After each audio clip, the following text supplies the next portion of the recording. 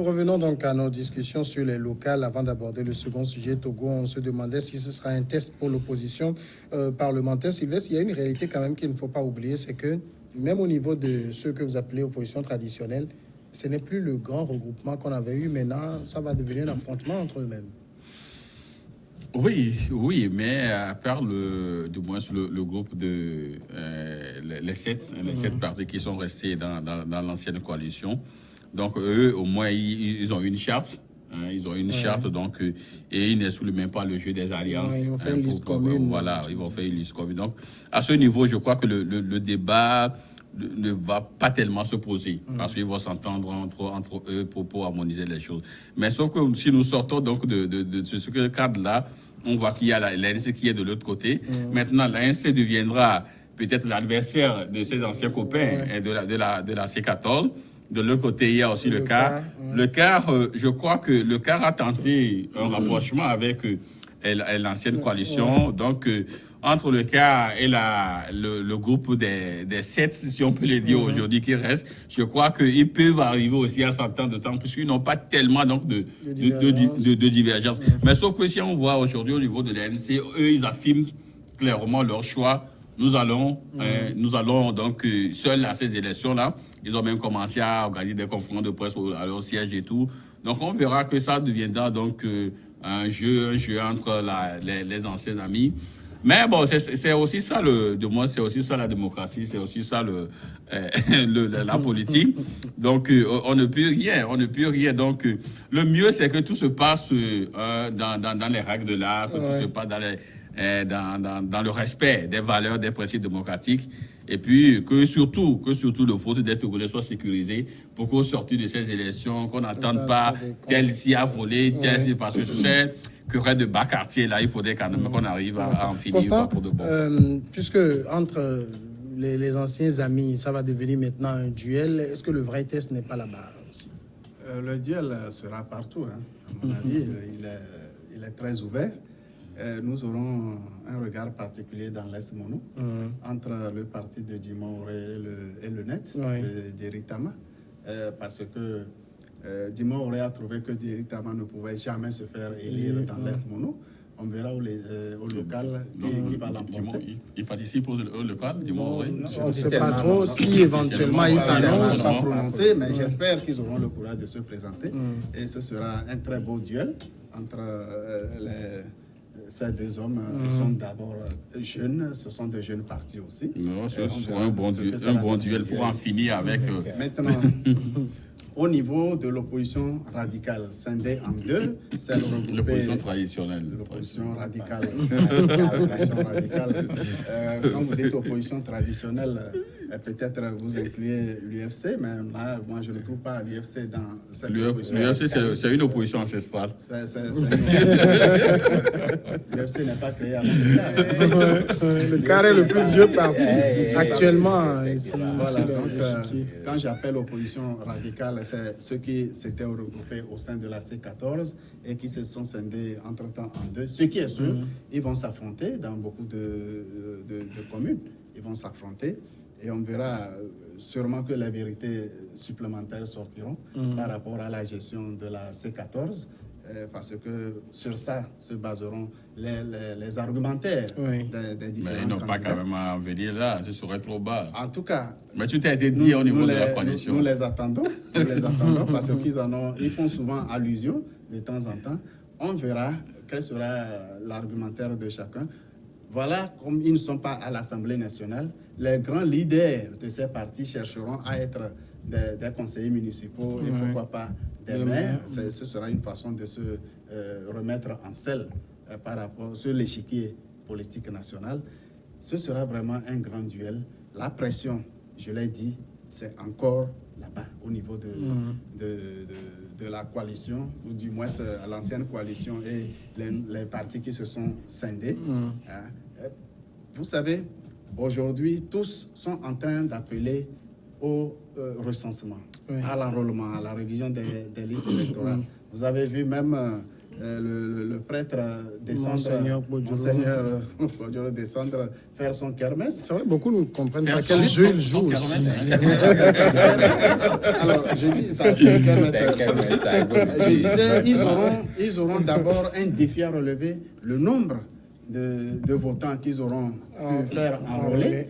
Mais tenez-vous bien, Bon, il y a les il primo majeurs. il décrit aussi le système, hein, parce qu'ils disent que c'est fait pour Il y aura ralentir et ça, ne ça, pas il les faut le dire. enrôler. Il y Il faut aura le dire, il toujours faut le des dire. arguments pour justifier les échecs ou bien du moins des faiblesses. Il y aura toujours des arguments. Puisqu'ils n'ont pas participé au recensement passé, qu'est-ce qu'ils en savent? Ils sont en train de voir ce qui s'est réellement passé et comment les gens ont dû batailler dur pour se faire enrôler.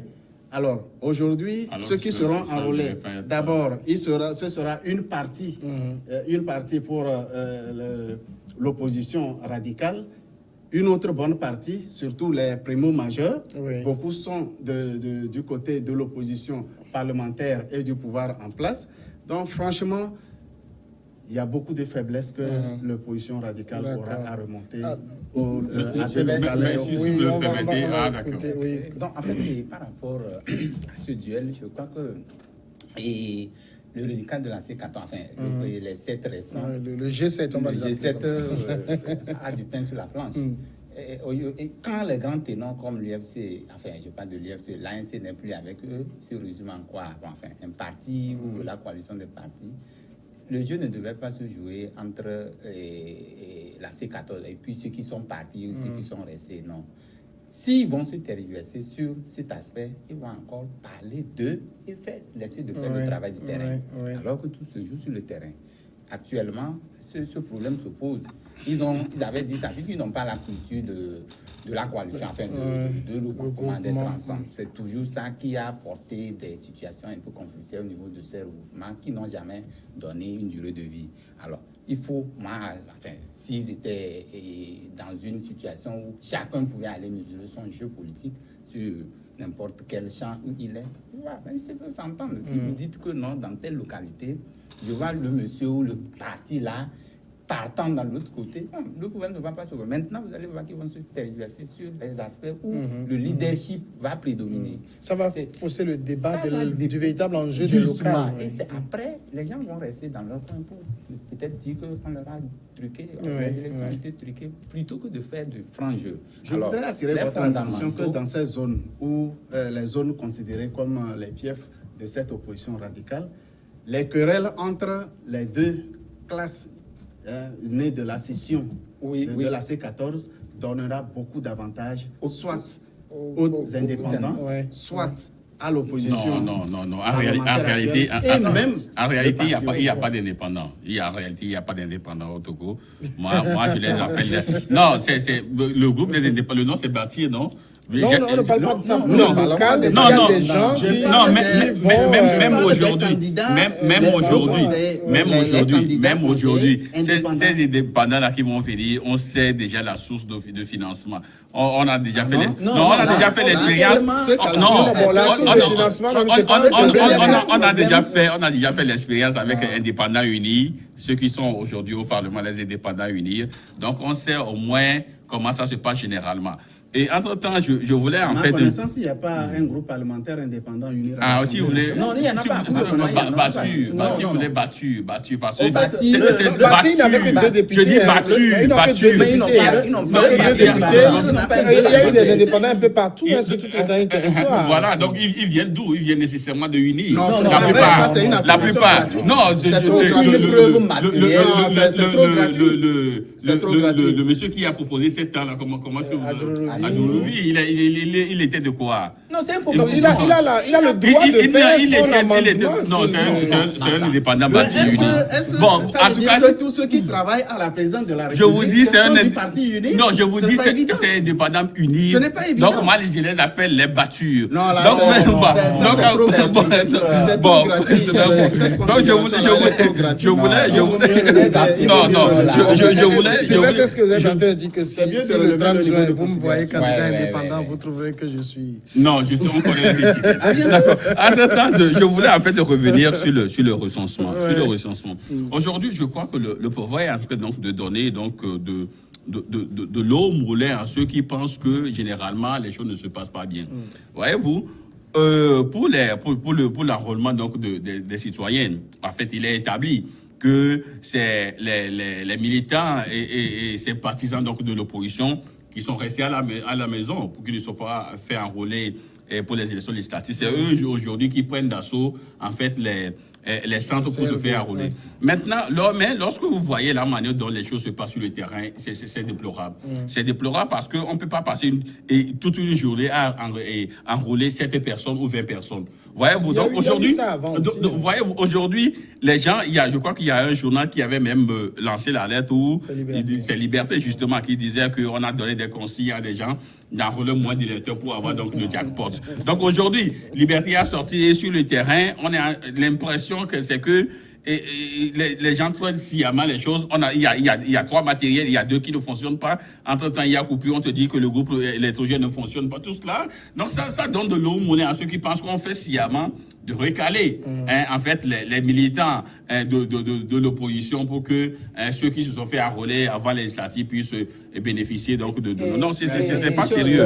C'est pas sérieux. Je voudrais faire rappeler à Sylvestre que ces dysfonctionnements, ce n'est pas seulement la première fois qu'on les constate, même lors des locales, enfin des législatives où tout le monde était appelé à aller. On avait constaté ces dysfonctionnements. Dans tous les cas, n'importe quel dysfonctionnement est à déplorer. Donc, nous ne disons pas que c'est à dessein que le pouvoir aurait créé des dysfonctionnements au niveau des machines pour que cela ne se passe. C'est possible aussi. Non. Le revers aussi est possible. Le revers est possible dans la mesure où il y a une preuve matérielle pour le démontrer. Alors, à l'heure où nous parlons, personne ne peut démontrer que c'est le pouvoir qui aurait mis les machines à jeu pour que cela ne puisse fonctionner. Donc, nous allons garder raison pour dire que c'est le pouvoir qui va prêter à ce jeu pour que ceux de l'opposition qui n'étaient pas recensés, qui ne s'étaient pas fait recenser, se recensent. Donc, les dysfonctionnements, comme je venais de le dire tantôt, sont déplorés. Et si après, l'État trouve que les 3 jours donnés ne suffisent pas, ça a été fait toujours. On peut peut-être déjà, quand on voit ça, normalement, l'État doit anticiper et faire 2 jours et ajouter encore 2 jours. Je ne voudrais pas servir de relais à des supputations qui ne tiennent à aucun bout de fil pour soutenir. Ceux qui sont aujourd'hui les candidats pour se faire enrôler, sommes-nous sûrs que c'est seulement les militants de l'opposition? Pas du tout. Je dis la plupart. La plupart. Ça, c'est bon. Non, ils ne sont pas allés voter. La plupart. Ils sont allés pour se faire enrôler. Ils sont allés pour se faire enrôler. Dans ce groupe, nous avons toutes les tendances politiques. Tout à fait. Les machines. C'est pourquoi je dis la plupart. Nous parlons français. Je parlais français. Je dis la plupart aujourd'hui. C'est ceux qui sont donc. Je ne sais pas sur quelle base vous faites ce dénombrement. Justement. Est-ce que vous voulez. S'il vous plaît. Non, je vais t'expliquer. Non, ne m'explique pas, j'ai compris. Ah, ok, heureusement. Je me demande si vous vous êtes fait enrôler en 2018. Qu'est-ce que vous avez constaté en ce moment? Est-ce que vous voulez nous démontrer que les 60% de taux de participation, c'est fictif aussi. C'est juste pour. C'est fictif aussi. C'est juste pour le parti au pouvoir et l'opposition parlementaire. Et alors les 40%. Parce qu'on avait vu plus de militaires que de votants. Merci. Merci. Tu ne fais qu'apporter de l'eau à mon moulin. Plus de militaires que de votants. À supposer que vos supputations selon lesquelles. Je te pose la question alors. À supposer que le taux de participation réel était les chiffres avancés par l'opposition radicale. Alors, la marge qu'il reste, c'est pour qui? C'est pour qui vous pensez qu'aujourd'hui, le pouvoir peut machiner une situation pour empêcher aux militants de l'opposition? Ça, ce sont des arguments qui ne tiennent à rien. Et je ne voudrais pas du tout que notre plateau est assez relevé. Il faudrait qu'on le respecte. Les gens sont en train d'utiliser pour dire demain que c'est à cause de ça qu'ils n'ont pas gagné telle voie dans telle préfecture. Donc, il faut falloir que nous fassions extrêmement attention. Justement. Parce que, c'est ce que j'ai dit. Il faut prendre le taureau par les cornes. Aujourd'hui, le travail, c'est sur le terrain. Et les dysfonctionnements dont Sylvestre parle actuellement, et je l'ai dit bien tout à l'heure, que si on constate, l'État constate qu'il y a des manquements ou il y a des déficits à certains endroits, l'État est en droit peut-être de dire, vu l'affluence, on peut peut-être faire des prolongations d'une journée de 24 heures. Bon, maintenant, se servir de passeur pour dire que non, c'est les gens qui vont se faire enrôler, c'est les militants de l'opposition C'est ça qui est un peu c'est ahurissant. Non, je vais vous expliquer. Non, peut-être que vous ne comprenez pas là ce que je. Non, la plupart, je l'ai compris. Voilà. Je l'ai compris. Justement. Maintenant que dans cette la plupart là, qui vous dit que les militants de l'opposition aujourd'hui sont majoritaires à se faire par rapport à Non. Bon, d'accord. Ils sont majoritaires. D'accord, on aura largement le temps de revenir là-dessus. On va passer au second sujet rapidement, si vous permettez. Ce que je dis, vous Si devez. vous permettez, on va aller rapidement. On va finir rapidement. On va finir rapidement avec ça, vous allez comprendre. Non, je crois que tout à l'heure, quand tu parlais, donc je me suis dit, donc il faudrait quand même que tu comprennes les choses, sinon ça va prendre un peu du retard. Donc attends et tu vas m'écouter. Maintenant, tu peux te taire maintenant et tu vas me comprendre. Non, donc ce que je dis, Je propose qu'on passe au second sujet. C'est la création de ce comité interministériel contre les risques terroristes. Le gouvernement togolais l'a annoncé, la création donc d'un comité, qu'est-ce que j'ai ce soir, interministériel. Selon un communiqué publié mercredi soir, le gouvernement a créé un comité interministériel de prévention et de lutte contre l'extrémisme violent, en abrégé CIPLEV, pour répondre à des menaces terroristes et des attentats quasi quotidiens qui secouent certains pays limitrophes du Togo, héritant du chaos qui règne depuis 2012 au Mali, où prolifèrent les groupes liés à Al-Qaïda au Maghreb islamique. Le Burkina Faso, notamment pays frontalier du nord du Togo, est confronté à des attaques de plus en plus fréquentes et meurtrières. Il faut dire que la nouvelle structure a pour mission principale d'œuvrer à éradiquer ou à réduire sensiblement la propagation de l'extrémisme violent, en donnant aux communautés de base les outils, le soutien dont elles ont besoin pour lutter contre ce fléau. Sylvestre Béni, le gouvernement est dans l'anticipation là. Oui, je crois que ça, il faut le faire. Il faut le faire parce que la menace terroriste ou djihadiste, tout le monde est intéressé, inclus donc dans la situation. On ne sait pas qui sera le jour là, au mauvais endroit, au mauvais moment. Donc il faut véritablement, je crois qu'ils sont dans une anticipation. Ça, il faut saluer cela.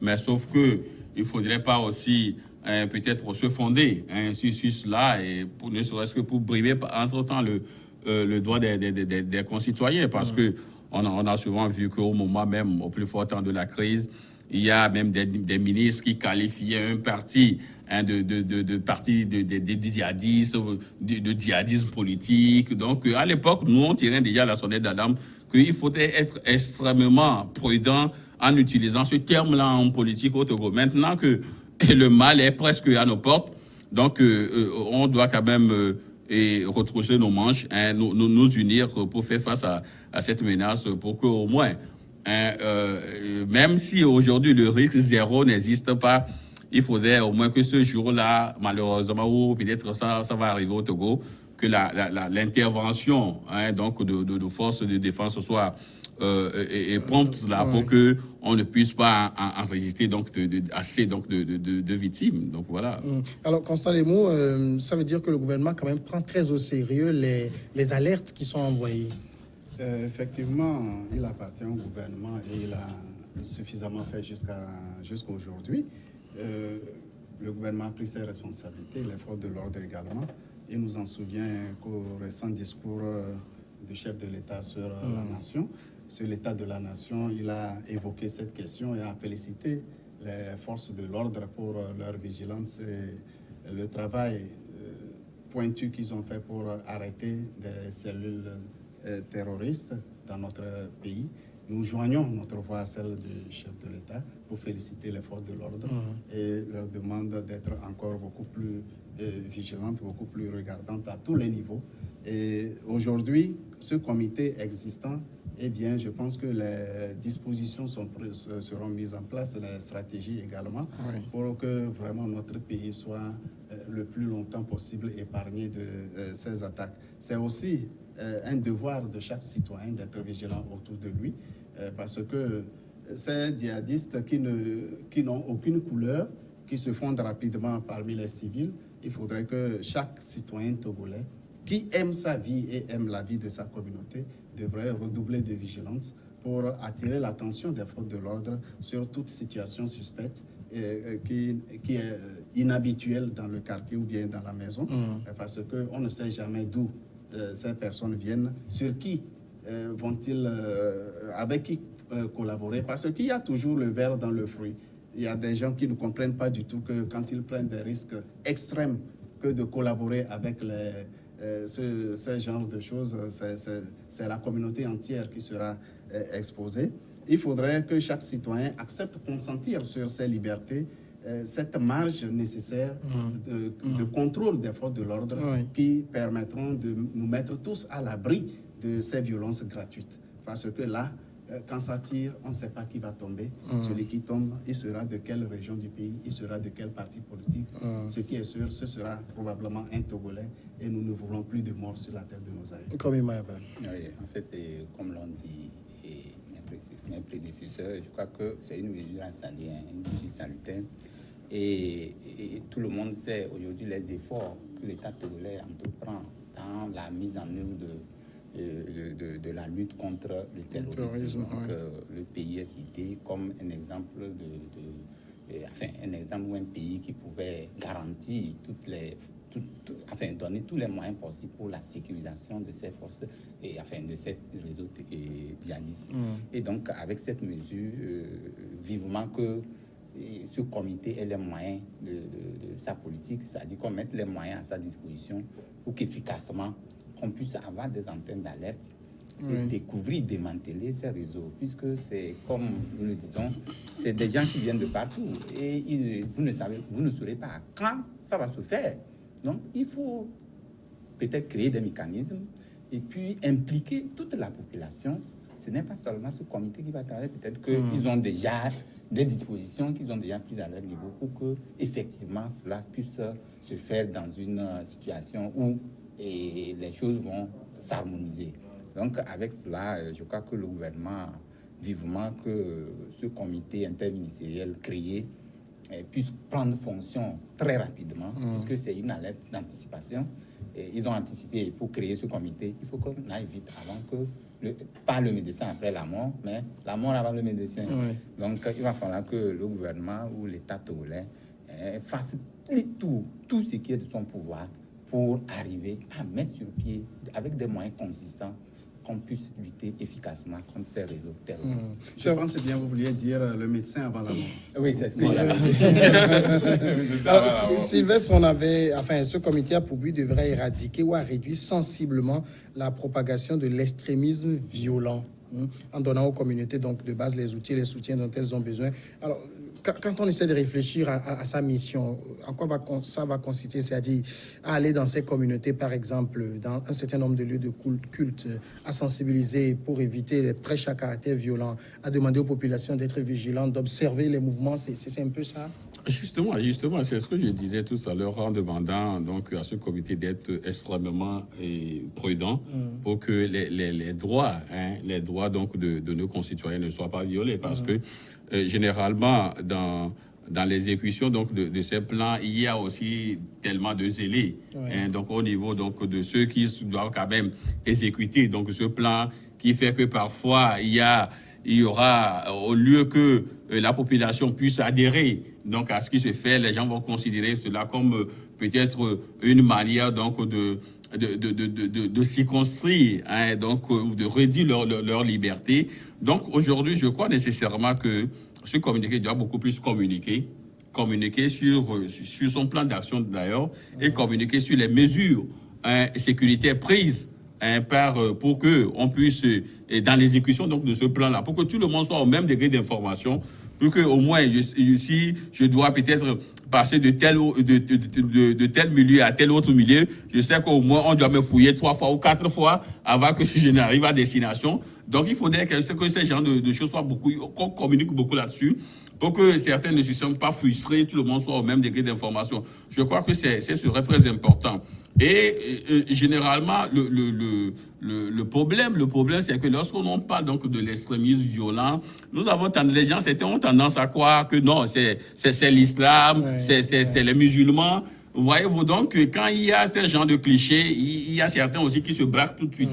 Au niveau donc de la religion musulmane, et c'est ceux qui pratiquent vraiment la religion ne peuvent pas se laisser à un certain nombre donc de c'est pas, je vais pas dire d'attouchement, mais de fouilles et autres. Donc, il faudrait qu'on ait quand même quelques manières, donc, c'est-à-dire inclure, se fondre donc aussi dans la culture des gens, pour que les gens ne se sentent pas frustrés et se braquer. Sylvestre dit dans les prochains jours, on devrait quand même être davantage fixé sur le travail de ce comité interministériel et comment cela va se faire. Je pense que nous faisons déjà ce travail, sans être membre de ce comité interministériel. Le travail de sensibilisation, ça passe par les médias. Oui. Et je pense que nous sommes en train de faire ce travail déjà. Il faudrait que chaque citoyen soit prédisposé à se soumettre aux sollicitations des forces de l'ordre qui seront chargées d'assurer la sécurité de l'ensemble des citoyens.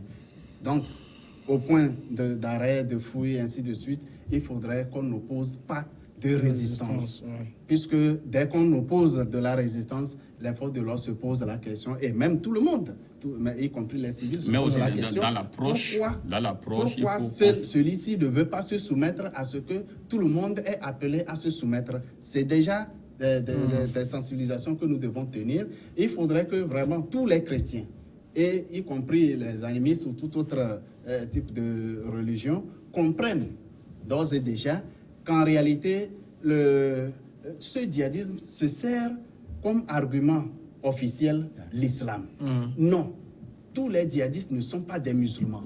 Ce ne sont pas tous des musulmans. Et d'ailleurs, dans la religion musulmane, il n'y a rien qui demande ce genre d'acte. Rien n'appelle au djihadisme. Rien n'appelle à ces violences gratuites. Il faudrait éviter la stigmatisation. Donc, l'opposition entre les religions ne doit pas exister dans notre pays. Il faudrait vraiment que chacun prenne sur lui de collaborer suffisamment avec les forces de l'ordre. Je ne vois pas un élément de force de l'ordre qui, en mission, se plairait à maltraiter un citoyen à qui il n'a rien à reprocher.